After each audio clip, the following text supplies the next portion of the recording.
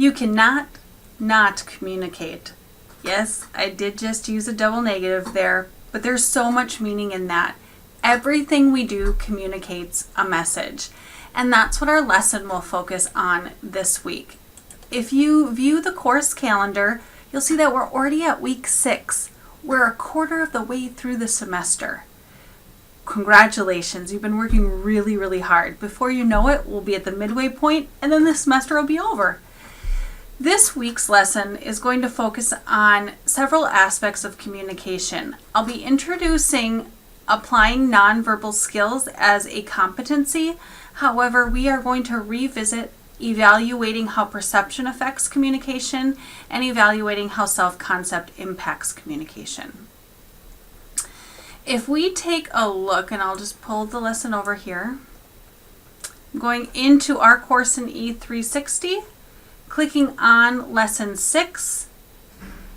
This lesson will give you a brief overview of what to expect in due dates, along with the competencies I just mentioned, and the learning objectives. To start your lesson off, I ask that you read Chapter 6, view the Chapter 6 PowerPoint, and then view the deliberative dialogue discussion lecture / PowerPoint I have for you here. I have created a YouTube video that walks you through how to successfully put together your deliberative dialogue. I have the deliberative dialogue statement, guidelines, and rubric here. The green box is only part of the assignment, so I ask that you open up the entire file. It's on a Word document. Take a moment to read through the project overview. For this project, you will be creating a statement based upon a topic that I have chosen for us to discuss this week. Your statement will act as your discussion guide throughout the process. You will need a stake, a source, a statement of position, and a possible solution. You will be recording this statement that you will read aloud. Let me backtrack that. You're going to create a statement with those elements in it. That PowerPoint that I made mention of right up here will walk you through that entire process. And the directions are super helpful as well, so be sure to read through those. You will be recording yourself reading the statement aloud. You'll upload that recording to YouTube, and then you will copy and paste that YouTube link in the discussion board titled Deliberative Dialogue Discussion, and I'm just going to update this because it's Deliberative Dialogue Discussion 1. You'll post in the discussion board. Just copy and paste your link here and then hit submit. Then I ask you to view 2 other classmates' recordings and respond to those viewings of their statements that they read aloud. Your reply should be written or typed up on the reply in the discussion board. You should use 3 to 5 complete sentences in length. I ask that you're mindful of your use of language and that you submit accordingly. So your original statement, your original recording of your statement should be submitted by Saturday, 11:59 p.m. And then your replies, 2 of them, should be submitted no later than Sunday by 11:59 p.m. The assignment packet also gives you your responsibilities for participating in this discussion and my responsibilities for facilitating this discussion. And then lastly, in this packet is the rubric that shows you how you will be graded. It's 2 parts essentially. 20 points will be dedicated towards your statement that you read. So I'll be listening for your stake, your source, your statement of position, and your possible solution. The other 20 points is dedicated towards your recording to the discussion board and your 2 responses. So please take a moment to read through those, as this will be the rubric I will use. I will post your rubrics in the form of an attachment to the discussion board, so please be going back and checking. I'll also be grading accordingly. So if you have any questions, you'll want to make sure you check for the attachment that I sent, because it will have this information here to show you how you were graded on the whole entire experience. If we go back to the lesson, lesson 6. After you have created your deliberative dialogue statement, recorded your statement, submitted your statement, and replied to at least 2 classmates' posts, you have one more project. And that is, you're going to be doing a little people watching. So I've created a PDF. This is an additional learning tool with definitions and types of nonverbal cues.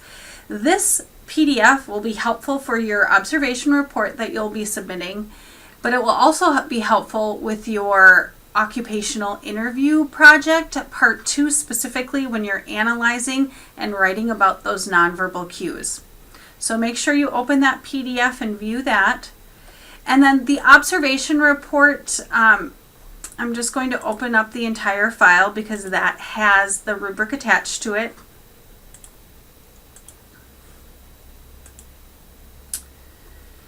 And all I'm having you do is somewhere out in public, I want you to observe from a distance 2 people involved in an interpersonal communication. You are going to observe facial expressions, eye contact, how they moved and used their body, so gestures, postures, touching behaviors, and territorial and proxemic behaviors. Then I ask that you describe how each of those elements were used during the interaction. So I don't want you to just give us simple generalizations. I want you to be very specific. So what did the eyebrows do, the forehead, the mouth?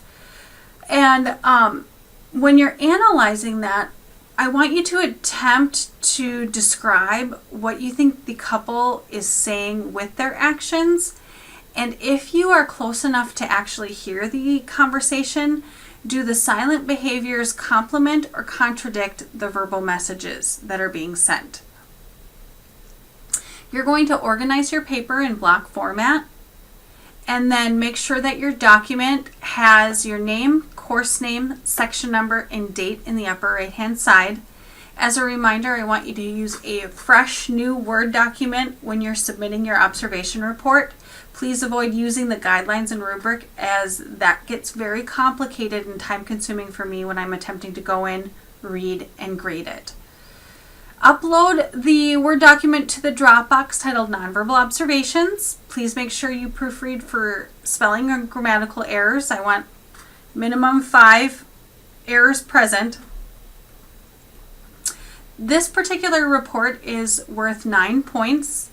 And the criteria is simple. It's either present or not present. So you'll get 1 point for the criteria that's present and 0 if it's missing. And I just walk you through your observation report and discussion on facial expressions, eye contact, body movement, touching behaviors, proxemics, and territorial behaviors. And then you make sure that you include a personal description of what you thought the nonverbal interactions to mean, and that your name, course name, and section number and date are in the upper right-hand side of the Word document. That you used block format, and block format is simply that everything, including your categories, starts at the left. And if we go back to the lesson, if you scroll down, I've given you an example of a nonverbal observation report that a student has done in the past. This is just an example, so please make sure you still follow the guidelines and the grading rubric that I'll be using to grade you for this. You'll submit it to the Dropbox no later than 11:59 p.m. on Sunday, October 8th. And then again, the occupational interview project and guidelines. This is a prompt to remind you that you need to continue to be working on this. I will be grading your submissions that identified who you will be interviewing soon. So please be checking that, because if you were a person that had issues with finding somebody or you weren't quite sure who you should interview, I will give you some additional information so we can start brainstorming. Be sure to set up a day and a time for the interview to take place. And then lastly, complete Chapter 6 quiz. 10 questions, 5 questions are multiple choice, 5 questions are true and false. You are allowed to take multiple times until you reach 100 or the due date, whatever comes first. Some final reminders for the lesson. And then, yay, you've completed the lesson. Congratulations, you're awesome. Again, if you have any questions for me in relation to any assignment that we're doing, please do not hesitate to email, call, or stop by. I do request that you let me know right away if you're having issues, difficulties, or have any questions, so that way I can assist you with plenty of time for you to complete the assignment on or before the due date. Thanks so much.